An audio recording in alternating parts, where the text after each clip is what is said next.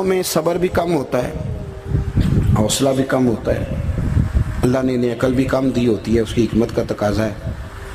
اور پھر جو بی بی امیر ہو وہ کبھی غریب ہو جائے تو اس کے لیے جینا مشکل ہو جاتا ہے۔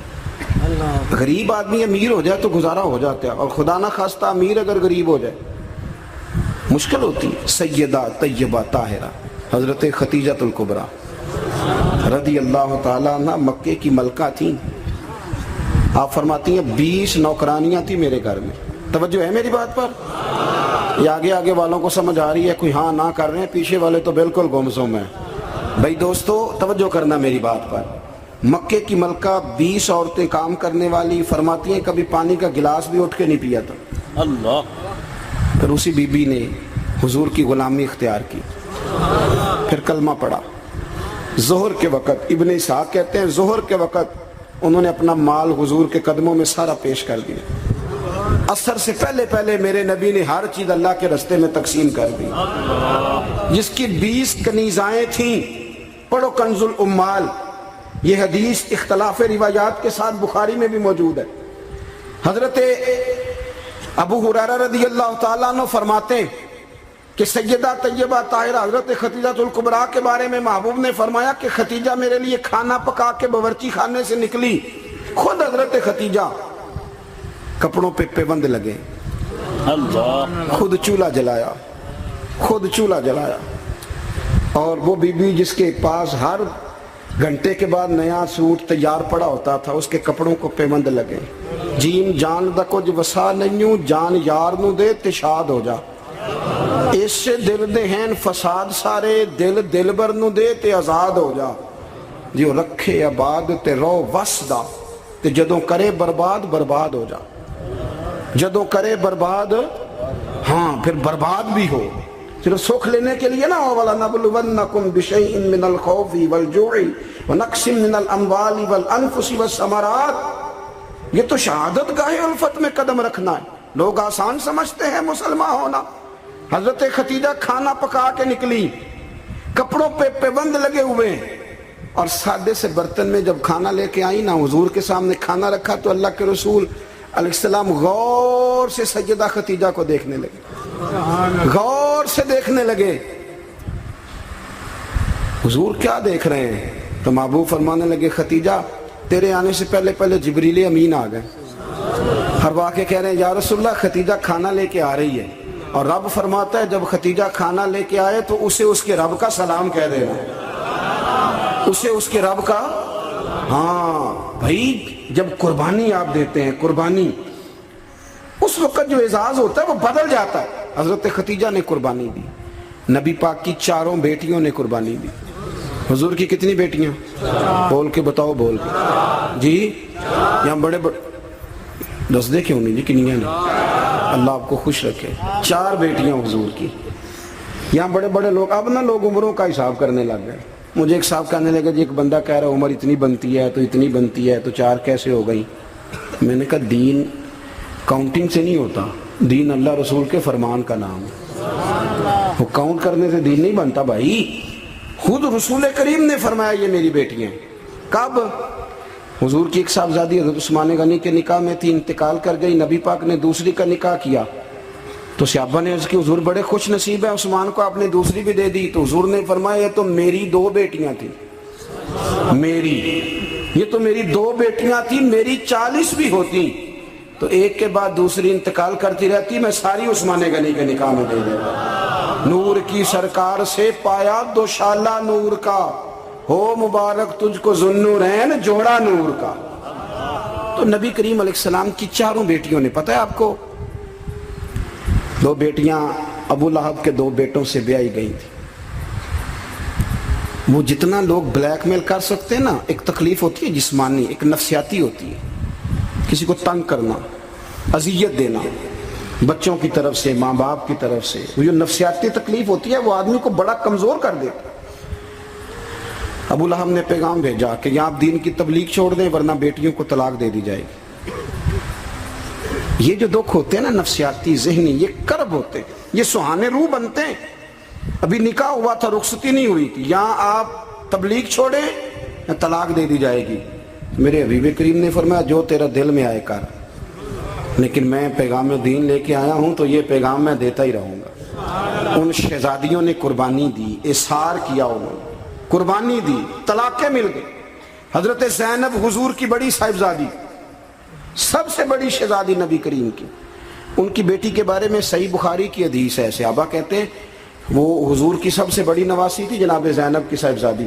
جب حضور نماز پڑھنے آیا کرتے تھے تو انہیں ساتھ لایا کرتے، اور حضرت ابو دردہ کہتے ہیں میں نے اپنی آنکھوں سے دیکھا کہ جب حضور قیام میں کھڑے ہوتے تو بیٹی کو دونوں ہاتھوں میں رکھ، میری طرف دیکھیے جی، بیٹی کو دونوں ہاتھوں میں رکھ لیتے، اور جب حضور رکوع اور سجدے میں جاتے تو بیٹی کو نیچے کھڑا کر لیتے۔ حضرت زینب، ان کے بچے بھی تھے پہلے، جناب عمر بن عاص کے ساتھ ان کا نکاح بھی ہوا تھا۔ میری باتوں کی سمجھ آ رہی ہے آپ حضرات کو؟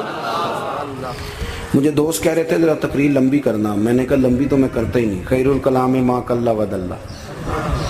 لمبی تقریر، اعلیٰ حضرت رحمۃ اللہ علیہ لکھا ہے کہ کسی بندے نے کسی کا وقت ضائع کیا تو اس نے بھی قیامت میں حساب دینا ہے۔ کوئی بات کھینچ کے کر لی جائے، کسی کو ذرا آگے لے جایا جائے، کسی کو پتہ ہے نا ہمارا نعت خواں کہتا ہے میں آخری شعر پڑھن لگا تو میں کہنا ایکو باری پڑھی جی، ایک شعر 17 باری پڑھیے تو آخری نہیں ہوندا، میں 2 شعر پڑھنے میں کہ 2 باری پڑھی۔ اب ایک اور بیماری بھی لگی ہے، ایک جگہ میں حاضر تھا تو کہنے لگے حضرت صاحب میں تو انواج ایک نواں کلام سنانا ہے، میں کہ تو مہربانی کر کے مینوں کو پرانا ہی سنائی، اے نویں باج سوارے بھی کرنے پیندے نے، پرانا سنا کو پیر میر علی شاہ صاحب کا سنا، اعلیٰ حضرت بریلوی کا سنا، مولانا حسن رضا کی کوئی بات سنا، یہ کیا بات ہوئی؟ آمدام برسر مطلب جناب زینب گھوڑے پہ بیٹھی تھی، حبار بن اسود، حضرت زینب کے پیٹ میں بچہ تھا۔ ہمارے ہاں نا مکھی ماری جاتی ہے، حضور کے سارے خاندان نے قربانی دی ہے، سارے خاندان، توجہ رکھنا بات پر۔ جناب زینب کے جسم اطہر میں اولاد تھی، بچہ تھا۔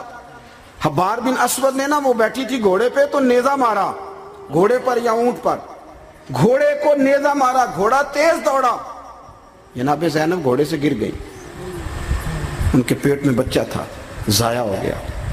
پھر وہ کافی دیر علیل رہی، اسی بیماری سے ان کا وصال ہوا، وہ شہید ہوئی۔ بڑی تکلیف ہوئی نبی کریم کو، بڑی تکلیف۔ فتح مکہ کے موقع پر نا حبار بن اسود کلمہ پڑھنے آیا، سیرت ابن حشام والے کہتے ہیں جب وہ آیا تو اس نے چہرے پہ کپڑا رکھا ہوا ہے، نبی کریم علیہ السلام کی بارگاہ میں حاضر ہوا تو حاضر ہو کے نا عرض کرنے لگا یا رسول اللہ صلی اللہ علیہ وسلم کو بہت بڑا دشمن بھی آئے تو معاف کر دیتے ہو؟ حضور خاموش ہیں، گردن جھکی۔ پھر کہنے لگا بہت بڑا دشمن بھی آئے تو معاف کر دیتے ہو؟ حضور خاموش ہیں۔ تیسری دفعہ اس نے چہرے پہ نقاب ڈالا تھا نا، حضور بڑا دشمن بھی آئے کلمہ پڑھے تو معافی ہے؟ حضور نے چہرہ اٹھایا تو آنکھوں میں آنسو تھے۔ حضور فرمانے لگے حبار یہ چہرے سے کپڑا ہٹا، بیٹیاں بھولا نہیں کرتی، تو کلمہ پڑھ میں تجھے بھی معاف کرنے کو تیار۔ بیٹیاں بھولا نہیں کرتی، تو پڑھ کلمہ۔ پورے خاندان نے قربانی، پورے۔ حضرت سیدہ فاطمہ الزہرا سے کسی نے پوچھا تھا بی بی صاحبہ دین کے لیے سب سے پہلے آپ کو کب تکلیف اٹھانی پڑی؟ حضرت فاطمہ فرماتی میں چھوٹی سی تھی جب میری اماں وصال کر گئی، اور جب جناب ابو طالب وصال کر گئے تو مجھے کسی نے پہلے دن جب میں نے یہ تکلیف دیکھی اور صحیح کسی نے مجھے آ کے بتایا کہ فاطمہ نبی پاک علیہ السلام نا حرم کعبہ میں سجدے میں تھے، اونٹ کی اجڑی بڑی وزنی ہوتی ہے، حضور سجدے میں تھے، ابو جہل نے 2 لوگوں سے کہا تو انہوں نے اونٹ کی اجڑی لا کے نا نبی پاک کے سر پہ رکھ دی۔ حضور علیہ السلام ساری قوتوں کے مالک ہیں، لیکن بظاہر حضور سر اٹھاتے ہیں تو تکلیف ہوتی ہے۔ فاطمہ نہ ابو بکر صدیق مکے میں ہیں نہ مولا علی موجود ہیں، تو آپ چلیں گی؟ بی بی صاحبہ کہتی ہے میں اس عمر میں چہرے پہ نقاب ڈال کے نکلی، اس عمر پہلے دن نکلی، اماں چلی گئیں، پہلے دن میں نکلی، اور جب میں حرم کعبہ میں گئی تو میں نے لوگوں کو اپنے باپ پر معاذ اللہ ہنستے ہوئے دیکھا۔ کہتی میں نے کھینچ کی اجڑی حضور کی اتاری، نبی کریم نے میرا چہرہ دیکھا تو حضور رو پڑے۔ فاطمہ تو کیسے آئی؟ حضور مجھے اطلاع ملی۔ سیدہ پاک کہتی ہے میں نے حضور کو انگلی تھامی نبی پاک کی، اور میں حضور کو آب زمزم کے کنویں پہ لائی، نبی کریم بیٹھ گئے، میں نے پانی نکالا، حضور کی زلفوں کو دھویا، اور پھر میں نے کہا اللہ انہیں برباد کر دے جنہوں نے میرے بابا کو تکلیف دی ہے، انہیں برباد کر دے جنہوں تکلیف دی ہے میرے بابا۔ حضرت ابو ہریرہ فرمایا کرتے تھے جن کے لیے سیدہ نے اس دن دعا کی تھی وہ سارے بدر میں مارے گئے، سارے بدر میں قتل ہوئے، ایک ایک شخص نے تکلیف سے حساب، ایک ایک شخص. آپ کو پتا ہے منافقوں نے سیدہ عائشہ صدیقہ پہ الزام لگا دیا تھا، جاگ رہے ہو؟ سیدہ طیبہ طاہرہ حضرت عائشہ صدیقہ رضی اللہ تعالی عنہا، حضور فرماتے ہیں عائشہ تیرے ساتھ نکاح سے پہلے جبریل تیری شکل مجھے دکھا کے گئے کہ محبوب رب اس کے ساتھ آپ کا نکاح کرے گا. اتنی پاک باز عورت، دین کا چوتھا حصہ حضرت عائشہ صدیقہ سے مروی ہے. حضرت عائشہ صدیقہ کی احادیث ہم نکال دیں، عورتوں کے مخصوص مسائل پر ہم قوم کو جو ہے وہ کسی طریقے سے قائل نہیں کر سکتے. ہم وہ پورا باب کو کیسے قوم کو دیں گے جو عورتوں سے متعلقہ ہے. لیکن آپ کو پتہ ہے منافقوں نے سیدہ عائشہ پہ الزام لگا دیا تھا. الزام تو 1 منٹ لگتا ہے. کسی شاعر نے کہا تھا کہ مخلوق پتہ کیا کرتی ہے، کعبے کے اندر سے مٹی لے کے بت بنا کے اللہ کا شریک بنا دیتی ہے معاذ. اور وہ کہنے لگا تم اپنے الزام کو کیا الزام سمجھتے ہو؟ لوگ تو جناب مریم پہ بھی الزام لگا دیتے تھے کہ تو یہ بچہ کہاں سے لے آئی ہے. کہنے لگا مخلوق تو فنکار ہے اس درجہ کے پل بھر میں، سنگے در کعبہ سے بھی اصنام تراشے. تم کون ہو، کیا چیز ہے داغ کبابی؟ لوگوں نے تو مریم پہ بھی الزام تراشے. حضرت عائشہ پر الزام لگا، اور آپ کو پتہ ہے کہ مہینہ بیمار نہیں حضرت عائشہ. نبی کریم کی آنکھوں میں اتنے آنسو آئے کہ مولا علی کہتے ہیں داڑھی بھر گئی نبی پاک کی، پر رب بڑا ہی مہربان ہے. مہینہ لگا. توجہ ہے میری بات؟